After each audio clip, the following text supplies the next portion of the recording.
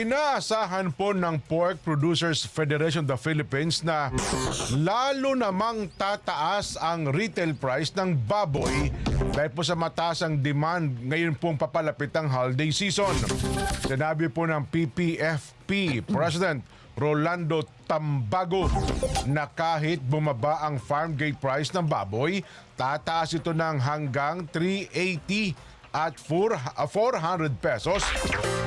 Nakarating na sa mga retailers. Ayun, 380 farm gate, aabot na po ng 400 sa retailers. Batay daw po sa monitoring ng DA sa mga pamilya sa Metro Manila, nasa pagitan daw po ng 260 at 370 kada kilo ang retail price ng kasim. Nasa pagitan naman ng 310 hanggang 400 ang kada kilo ng pork belly.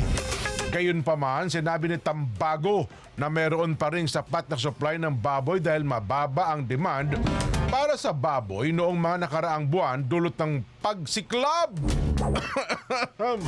Sumiklab po ang African swine fever. Good morning. You are watching